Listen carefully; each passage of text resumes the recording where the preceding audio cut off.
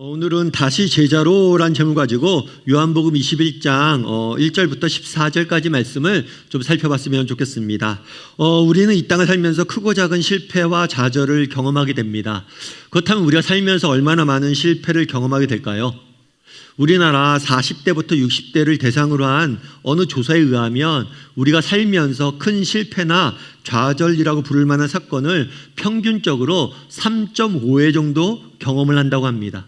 예를 들어서 사업을 실패한다든가 실직을 한다든가 시험에 떨어진다든가 이혼과 같은 이별을 경험한다든가 심각한 질병에 걸린다든가 이런 큰 실패와 좌절을 3번에서 4번 정도 경험하는 거죠, 크게. 근데 그런 큰 것 말고 작은 것까지 합치면 수많은 실패를 좌절을 경험하고 사는 것이 인생이 아닐까 싶습니다. 그런데 더 큰 문제는 뭐냐면 이런 큰 실패를 2번 이상 연속으로 하면 나는 안 되는 사람인가 보다 라는 학습된 무기력감에 빠질 확률이 70% 이상 급격히 높아진다고 합니다. 실패를 경험하는데 연속해서 2번 경험하면 70% 이상이 나는 안 돼, 이런 무기력감과 패배감에 빠지는 거죠. 저도 그래서 우리 아이들 입시할 때 기도하는 게 있어요. 아이들 입장에서는 입시가 어떤 면에서 인생의 가장 큰 시험 중에 하나잖아요, 처음 보는. 그래서 이 입시를 통해서 뭔가 목표로 한 것들을 성취하는 경험들을 하게 해달라고, 그걸 위해서 많이 기도합니다. 왜냐하면 이런 큰 시험에서 떨어지다 보면 자꾸만 뭐가 생겨요? 패배감이 생겨요. 무기력감이 생기는 거예요. 사실은 실패보다 더 무서운 게 뭐냐면 이런 학습된 무기력감입니다. 그래서 우리는 실패와 이 실패가 낳은 학습된 무기력감에 휩싸여서 살 때가 너무 많은 것이 우리의 인생이 아닐까 싶어요. 오늘 본문은 실패하고 좌절한 베드로와 제자들에게 예수님이 찾아오셨습니다. 그리고 그들을 어떻게 회복시키시고 다시 제자로 부르시는지를 보여주는 장면이에요. 그래서 오늘 본문 말씀을 통해서 어떻게 하면 우리가 실패와 학습된 무기력감을 넘어서 정말 하나님 옆에 쓰임받는 인생이 될 수 있을지에 대해서 좀 살펴보고 기도하는 시간을 가졌으면 좋겠습니다. 첫 번째로 오늘 본문에서 알 수 있는 것은 뭐냐면 찾아오심이에요. 주님이 찾아오신다는 거죠. 그날에 실패한 베드로를 주님이 찾아오셨고 그들과 함께 하셨어요. 오늘 3절부터 4절까지 말씀을 함께 살펴보면 좋을 것 같습니다. 3절부터 4절까지 말씀을 같이 한번 읽어볼까요? 같이 읽도록 하겠습니다. 시몬 베드로가 나는 물고기를 잡으러 가노라 하니 그들이 우리도 함께 가겠다 하고 나가서 배에 올랐으나 그날 밤에 아무것도 잡지 못하였더니 날이 새어갈 때에 예수께서 바닷가에 서셨으나 제자들이 예수이신지 알지 못하는지라.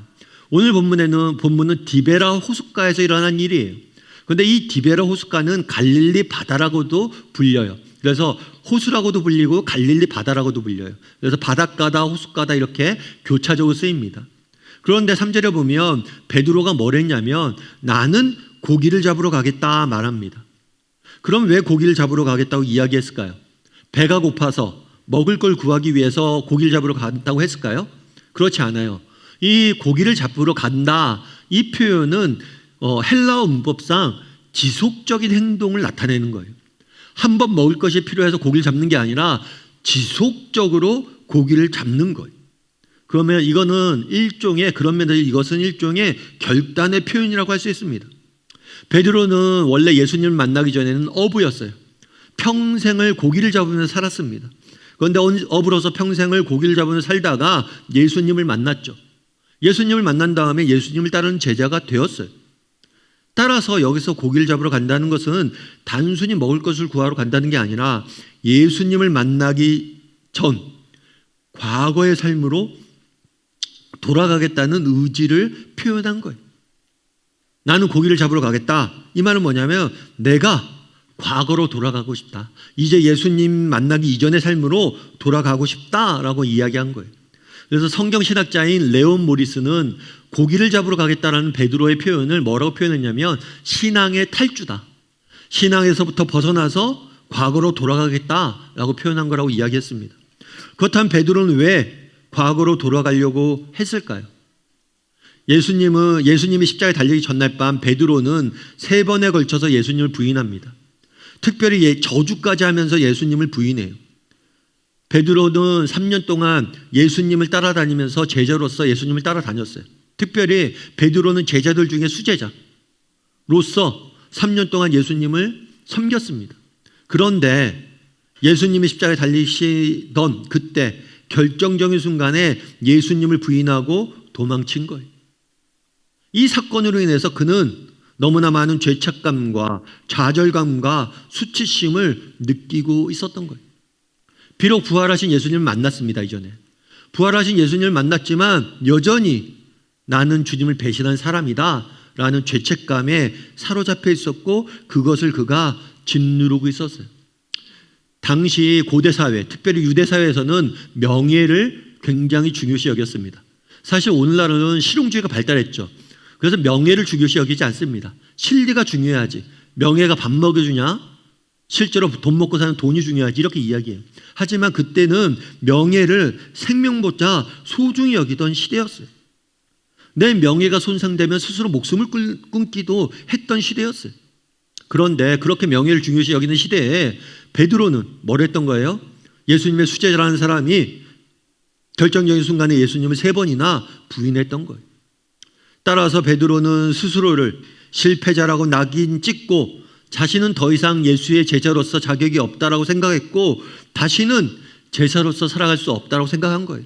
그래서 과거의 삶으로 뭘 했던 거예요? 돌아가려고 했던 거예요. 이는 베드로만이 아니죠. 베드로가 내가 물고기를 잡으러 가겠다라고 했을 때 나머지 제자들도 뭐라고 그랬어요? 우리도 함께 가겠다라고 이야기했어요. 베드로와 마찬가지로 나머지 제자들도 베드로와 동일한 감정을 느끼고 있었고 믿음에서 사명에서 물러나려고 했던 거예요. 그런데 오늘 본문에 보면 재밌는 표현이 있어요. 베드로가 물고기를 다시 잡으러 갔습니다. 그런데 밤새도록 물고기를 잡으려고 했는데 뭐라고 표현됐어요? 잡았다고 그랬어요? 안 잡았다고 그랬어요? 아무것도 뭐예요? 잡지 못했다라고 이야기를 해요. 죄책감과 좌절감으로 인해서 과거로 돌아가려고 했는데 과거의 삶으로도 돌아갈 수가 없는 거예요.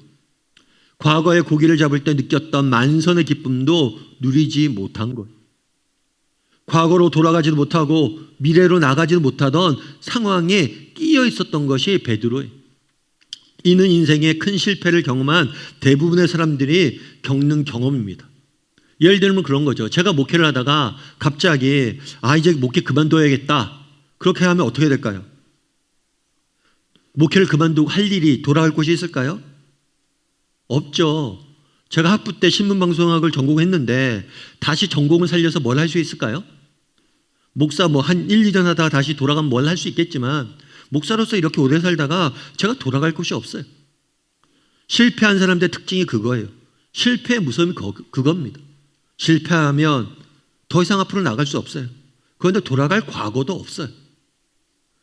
그래서 실패가 두려운 거겠죠. 그런데 이렇게 실패한 제자들을 누가 찾아오셨어요? 예수님이 찾아오셨습니다. 특별히 예수님은 이미 그곳에 계셨다라고 성경은 말합니다. 얼마나 오랫동안 그곳에 계셨는지 알 수 없어요. 다만 그들이 밤새도록 수고했지만 아무것도 거둔 것이 없을 때 그 제자들의 수고를 지켜보시고 그 새벽에 예수님이 찾아오신 것. 특별히 제자들은 예수님이 오셨다는 걸 모른다고 그랬어요. 예수님이 찾아오시지 몰랐다고 그랬어요. 그럼에도 불구하고 예수님은 뭐예요? 그들과 함께 계셨던 거예요. 우리도 마찬가지입니다. 우리도 살다 보면 오늘 보면 등장하는 베드로처럼 크고 작은 실패를 경험합니다. 그런데 정말 이런 크고 작은 실패와 좌절을 경험할 때 기억할 것이 있어요. 그것은 뭐냐면 우리 주님이 우리를 찾아오시고 우리와 이미 함께 계시고 우리를 기다리고 있다는 사실이. 여러분 인생의 밤에 있습니까? 실패의 자리에 있습니까? 앞으로도 나가지 못하고 뒤로도 나갈 수 없는 형편에 놓여 있습니까? 그 순간이 주님이 우리를 찾아오시는 순간이에요. 아니, 이미 주님은 여러분과 함께 계시며 여러분이 자신에게 나오길 기다리고 있는 거예요. 우리 주님이 내가 실패했을 때, 내가 넘어졌을 때, 내가 좌절했을 때, 앞으로도 나가지 못하고 뒤로도 물러설 수 없는 그 순간에 기억할 점은 뭐냐면 주님이 나와 함께 계시고 나를 찾아오실 것이라는 사실이. 여러분, 어니스트 세클턴이라는 분이 계세요. 이분 같은 경우에는 탐험가예요. 탐험가. 특별히 남극 탐험의 영웅이라고 불릴 정도로 남극 탐험을 계획했던 사람이. 이 사람은 인류 최초로 남극 횡단을 계획을 했습니다. 남극 횡단을 하기 위해서 배를 튼튼히 만들고 또 선원들을 모집하고 그래갖고 수년 동안 준비해서 남극 횡단을 시도를 해요. 그런데 안타깝게도 이 남극 횡단을 시도하다가 그가 몰던 배인 인듀어런스호가 얼음에 갇히게 돼요. 아무리 노력해도 얼음에서 빠져나올 수 없게 돼요. 그리고 결국에 이 배가 침몰합니다. 결국에 실패한 거예요. 남극 횡단을 하지도 못했어요. 배는 침몰했어요. 그동안 했던 노력, 투자한 시간, 소모된 자원 모든 것을 잃고 아무것도 남지 않은 거예요. 그럼에도 불구하고 많은 사람들은 그를 남극 탐험의 영웅이라고 부릅니다. 왜 그럴까요? 배가 침몰된 다음에 이제 침몰됐으니까 이제 더 이상 남극 탐험할 수 없잖아요. 그러니까 돌아와야 되잖아요. 돌아와야 되는데 한참 갇힌 곳에 고립됐기 때문에 누구의 도움을 받을 수가 없었어요. 그래서 22개월 동안 돌아오게 됩니다. 지금 군생활보다 긴 시간, 2년 가까이를 돌아오게 되는 거예요. 주위의 도움도 없이 극한의 추위와 굶주림과 어둠과 싸우면서 극한의 고통과 공포를 이기고 돌아와야 되는 거예요. 그런데 함께 갔던 28명 전원이 한 명도 낙오되지 않고 전원이 살아서 돌아오게 됩니다. 완전히 불가능한 과제를 달성한 거죠. 여러분, 배 타고 가도 갈 수 없는 곳을, 얼음 때는 못 갔던 곳을 걸어서 돌아온 거예요. 2년에 넘게 걸쳐서.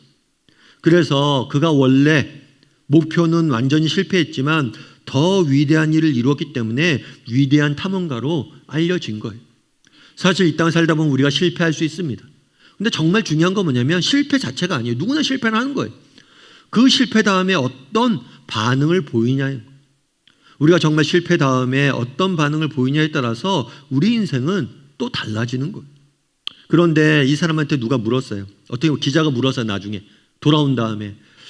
그게 결코 쉬운 일이 아니었을 텐데 어떻게 그런 실패 가운데서도 좌절하지 않고 끝까지 정신을 잃지 않고 그 어려움들 이겨내고 돌아올 수 있었습니까? 라고 물었어요. 그랬을 때 세클턴이 그런 이야기를 한 거예요. 사실 사람들이 물은 건 뭐예요? 뭐 기술이나 방법, 어떤 지도력, 리더십 그런 것들을 가지고 돌아오냐 물은 거예요. 그런데 세클턴이 이렇게 대답했어요. 뭐라고 얘기했냐면 저와 함께 걷는 분이 있었습니다. 저와 함께 걷는 분이 있었습니다. 자기도 실패하고 패배감과 좌절감과 죽음에 대한 공포에 빠져 있었는데 그때 자신을 찾아오신 주님이 있었기에, 예수님이 함께 하셨기에 고난과 역경을 이겨낼 수 있다고 답한 것.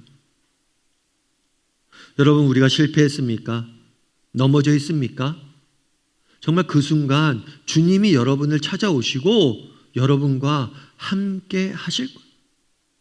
그리고 그 주님을 바라볼 때 그 주님이 정말 실패를 넘어 우리에게 새로운 길을 여시고 정말 우리가 그 실패를 이길 힘을 주실 거예요. 정말 실패 가운데서도 주님이 나와 함께 하신다는 사실을 기억하고 정말 아무도 없는 이곳에, 정말 아무도 나와 함께 하지 않을 것 같은 그곳에 우리 주님이 함께 하심을 기억하고 주님과 함께 동행할 줄 아는 저나 여러분이 되기를 주님의 이름으로 소원합니다. 우리 옆 사람에게 이렇게 인사했으면 좋겠습니다. 주님은 당신과 함께 하십니다. 한 번 더 인사할까요? 지금 주님이 당신을 찾아오십니다. 두 번째로 오늘 본문에서 알 수 있는 건 뭐냐면 두 번째 기회를 주셨다는 거예요. 두 번째 기회를. 우리 5절과 6절 말씀을 같이 한번 읽어보면 좋을 것 같습니다. 같이 읽도록 하겠습니다. 예수께서 이르시되 얘들아 너희가 고기가 있느냐 대답하되 없나이다. 이르실 때 그물을 배 오른편에 던지라. 그리하면 잡으리라 하시니 이에 던졌더니 물고기가 많아 그물을 들 수 없더라. 당시 베드로는 갈릴리 바다에서 고기를 잡고 있었습니다. 그런데 밤새 고기를 잡았는데 아무것도 잡지 못했어요. 베드로는 갈릴리 바다에서 잔뼈가 굵은 뱃사공이에요. 일종의 전문가예요, 고기를 잡는데. 그런데 아무리 노력해도 오랫동안 노력을 했는데 빈 그물 뿐이었어요. 그런데 그 밤에 아무것도 잡지 못하고 돌아온 베드로에게 예수님께서 뭐라고 얘기했냐면 오른편의 그물을 던지라라고 이야기합니다. 이건 상식적으로 보면 굉장히 말도 안 되는 명령이에요. 여러분 생각해 보세요. 베드로가 밤새도록 갈릴리 바다에서 고기를 잡으려고 했는데 아무것도 못 잡았어요.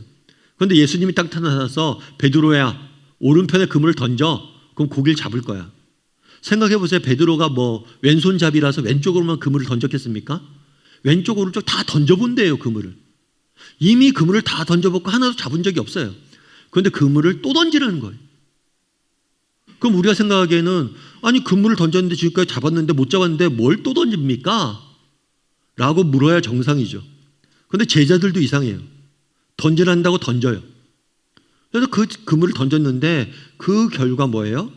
엄청난 고기를 잡았다라고 성경은 말하고 있습니다. 그런데 여기서 우리가 한 가지 기억할 것이 있어요.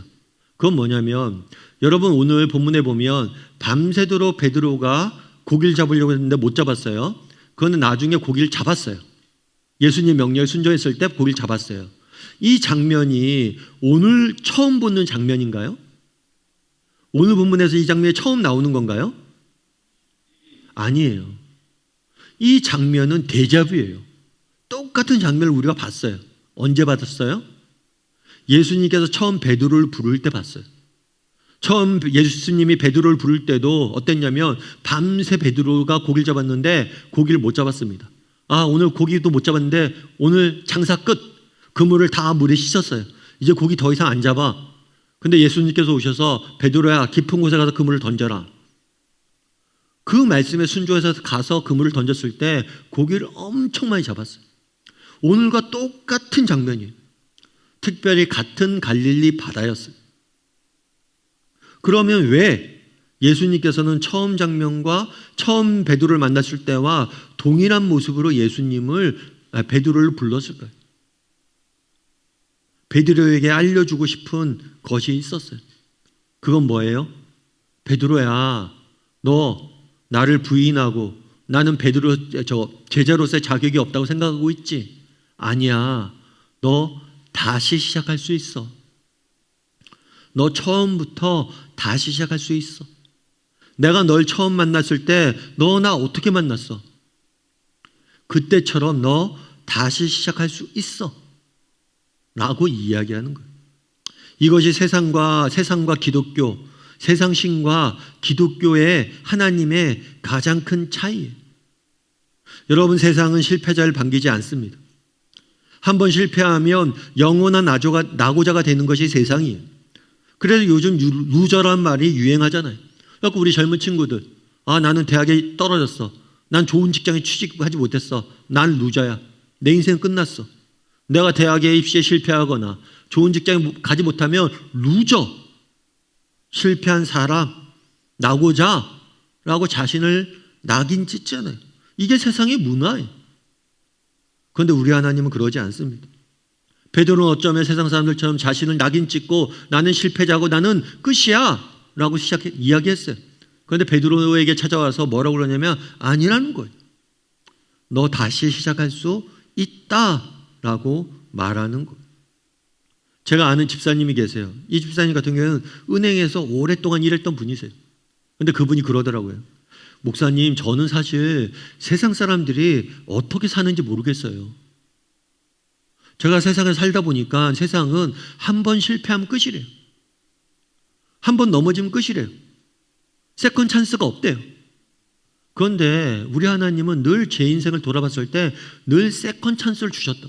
내가 실패했지만 세컨 찬스를 주셨고 그런 하나님이 있기에 내가 사는데 세상 사람들은 그런 하나님도 모르고 어떻게 사는지 모르겠다. 우리 하나님은 누구십니까? 여러분, 우리가 살다 보면 이 땅을 살다 보면 실패하고 넘어질 수 있어요, 없어요? 있어요. 누구나 실패하고 넘어지죠. 근데 세상은 그러면 루저다, 끝이다 라고 이야기합니다. 하지만 그렇지 않아요. 우리 하나님은 세컨 찬스, 다시 한번 기회를 주시고 다시 시작할 수 있다라고 말씀하는 거예요. 저희 교육자가 이번에 올해 새로 이제 많이 바뀌었는데 교육자 한 명이 저한테 묻더라고요. 목사님, 이제 다음 주가 우리 12년 개척한 지 12년 됐잖아요. 목사님, 다시 개척하려면 개척할 수 있으시겠어요? 라고 이야기하더라고요. 내가 12년 동안 교회 잘 세웠는데 내일 또 개척하라고 그러면 개척할 수 있을까요? 잠시 망설였는데 다시 할 수 있지. 다시 할 수 있지. 하나님이 함께 한다면 다시 할 수 있지. 어쩌면 더 잘할지도 몰라. 제가 그렇게 답했어요. 여러분, 우리요 다시 할 수 있어요. 베드로에게 묻는 거예요. 베드로야, 너 다시 할 수 있어. 다시 시작할 수 있어. 여러분, 이 음성을 들어야 돼요. 여러분, 우리 실패해도 다시 할 수 있어요. 그래서 다시 시작할 수 있음을 기억해야 돼요. 여러분, 샌프란시스코에 가면 금문교라는 게 있어요. 금문교. 이게 다리가 있잖아요. 다리가 있는데 다리가 아름다운 다리는 어떤 다리냐면 이 다리에 있는 길게 있잖아요. 밑에 이렇게 바다에 있는 이 교각이 적을수록 아름다워요. 교각 2개만 있고 거기에 길게 다리가 늘어서 있는 거예요. 굉장히 아름다운 다리예요. 그래서 샌프란시스코에서 금문교는 굉장히 유명한 명소예요. 그런데 이 교각이 그만큼 높고 커요. 그래서 처음에 이 교각을 지을 때 되게 많이 고생을 했대요. 왜냐하면 높은 곳까지 올라가서 교각을 짓다 보니까 일꾼들이 자꾸만 떨어지는 거예요. 그래서 떨어져 사고가 너무 많이 나니까 어떡할까 고민을 했어요. 그러다가 시 당국에서 뭘 했냐면 이게 공사를 하고 있잖아요. 그 밑에다가 철망을 안전할 수 있도록 철망을 쫙 깔았던 거예요. 그래서 떨어져도 밑에서 뭐 할 수 있도록 받쳐줄 수 있도록. 그런데 재밌는 거 그 다음이에요. 이렇게 안전 철망을 딱 까니까 그 다음에 어떤 일이 있는 줄 알아요? 떨어지는 사람이 없어요. 왜 떨어지는 사람이 없을까요? 불안에 떨잖아요. 그럼 떨어져요.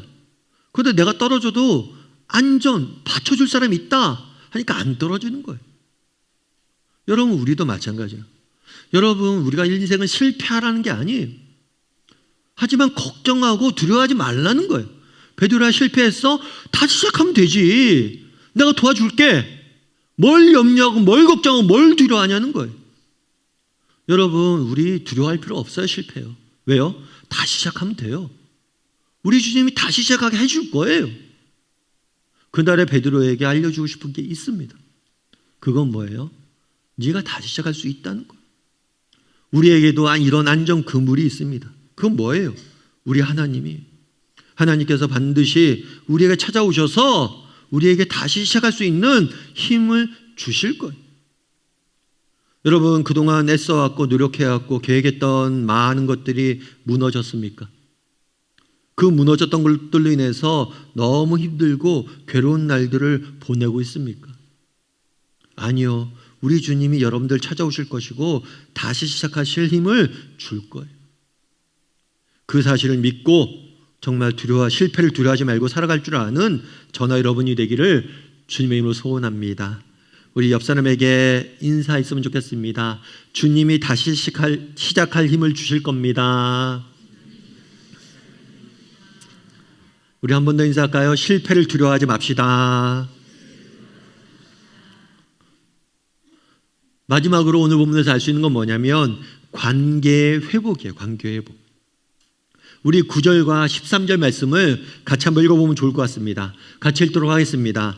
육지에 올라보니 숯불이 있는데 그 위에 생선이 놓였고 떡도 있더라. 예수께서 가셔서 떡을 가져다가 그들에게 주시고 생선도 그와 같이 하시니라. 예수님께서 베드로가 이렇게 바다에서 물고기를 잡고 있었어요. 물고기를 잡고 있었는데 예수님 육지에 있었어요. 육지에서 가만히 계셨던 게 아니라 육지에서 불을 피워놓고 거기서 떡을 굽고 생선을 굽고 그리고 그러다가 제자들이 오니까 그것들을 먹였어요. 그러면 왜 예수님께서 숯불을 피워놓고 떡과 생선을 제자들에게 주고 먹으라고 했을까요? 이것들을 통해서 주고자 했던 메시지는 뭘까요? 무엇보다도 예수님께서는 제자들의 배고픔, 육신의 피곤함을 아시고 그것들을 채우기 원하셨던 거예요. 여러분, 우리가 신앙생활을 할 때 조심해야 될 게 있어요. 우리는 아무래도 믿음을 중요시 여기잖아요. 그리고 우리는 영혼을 중요시 여기잖아요. 그래서 육적인 필요, 육신을 무시하기 쉬워요.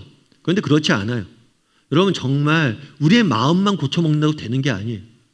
육신의 회복도 필요하고 정서적인 회복도 필요한 거예요. 그래서 예수님께서 뭘 하냐면 그들을 먹고 쉬게 하신 거예요. 부활하신 예수님께서 나타나셔서 제자들을 만났습니다. 그런데 제자들을 만나자마자 곧바로 사명을 주시고 제자들을 파송한 게 아니에요. 세 번째 나타나셔서 오늘 말씀하신 거거든요. 다르게 말하면 예수님께서는 그들에게 충분한 쉼과 회복의 시간을 주길 원했어요. 육체적으로 뿐만 아니라 감정적으로. 여러분, 우리가 실패했을 때 너무 자신을 다그치지 마세요. 여러분, 우리 실패하고 넘어졌으면 좀 쉬어야 돼요. 육신도 쉬고 정서적으로도 좀 쉬고, 야, 너 대학 입시 떨어졌는데 바로 내일부터 도서관 가서 공부해야지. 그게 안 돼요. 좀 쉬어야 돼요. 우리도 육신도 쉬고 정서도 쉬고 회복의 시간들을 필요해야 돼요. 자신에게 좀 너무 냉혹하게 하지 마세요. 쉬고 회복할 수 있는 시간을 줘야 되는 거예요. 그래서 예수님께서도 그러신 거예요. 그들을 먹이시고 또 감정적으로도 회복할 수 있도록 도우신 거예요. 그런데 오늘 본문에 또 하나 알 수 있는 게 있어요. 그건 뭐냐면 오늘 본문에서 예수님께서 음식을 주셨잖아요. 그런데 당시 문화 속에서 어떤 사람과 함께 식사를 한다는 것은 단순히 밥을 먹는다는 의미가 아니에요. 그만큼 특별한 관계, 가까운 관계가 되었음을 보여주는 거예요. 예수님께서 죄인들과 세리들과 식사했을 때 바리새인들이 비판을 했어요. 야, 예수는 왜 죄인들과 같이 밥 먹냐? 죄인들과 같이 밥을 먹었다는 건 죄인들과 특별한 관계가 되었다는 거예요. 그래서 우리나라 같은 경우에도 지금은 가족이라고 부르지만 예전에 뭐라고 불렀어요? 가족이 아니라 식구. 식구는 뭐예요? 밥을 같이 먹는 사람이라는 의미예요. 그날에 음식을 주고 같이 먹었던 것은 그들을 육체적으로 회복시킬 뿐만 아니라 뭘 하길 원했던 거예요? 그들과 자신과의 관계를 회복시키길 원했던 거예요. 예수님께서는 이후에 사명을 주십니다. 야, 베드로야, 넌 가서 정말 내 양을 먹여 라는 사명을 주세요. 사명을 주기 전에 먼저 하길 원하셨던 게 있어요. 그건 뭐예요? 관계 회복이에요. 여러분, 이거는 우리가 교회 봉사할 때도 마찬가지예요. 여러분, 우리가 교회 봉사할 때 봉사 이전에 뭐가 튼튼히 서 있어야 돼요? 하나님과의 관계가 튼튼히 서 있어야 돼요. 여러분, 이것이 우리의 기본이에요. 여러분, 우리 인생을 살면서 우리가 크고 작은 실패를 맛보잖아요. 그럼 실패를 맛보거나 또 실패를 맛보지 않기 위해서 우리에게 꼭 필요한 게 있어요. 그건 뭐예요? 하나님과의 관계가 튼튼히 서 있는 거예요. 여러분, 이 땅을 살다 보면 우리는 크고 작은 어려움들이 있습니다. 그런데 어떤 사람들은 어려움에 잘 넘어져요. 그런데 어떤 사람들은 잘 넘어지지 않아요. 넘어지지 않는 이유가 뭐에 있어요?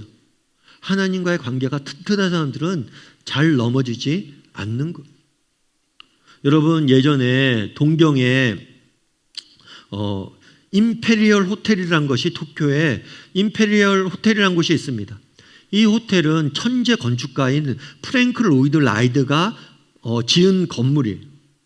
그런데 이 처음 건물을 지을 때 비판이 엄청 심했어요. 왜냐하면 공사 기간이 굉장히 길었어요.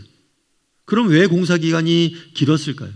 이 토지에다가 이제 호텔을 짓는데 호텔을 보니까 이 건축가가 호텔을 짓는데 보니까 이 호텔 지반이 너무 연약한 거예요.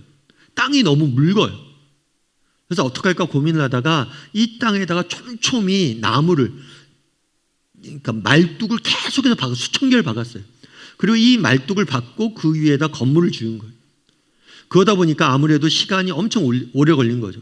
그랬더니 사람들이 이야기한 거죠. 야, 저 건축가 천재라며.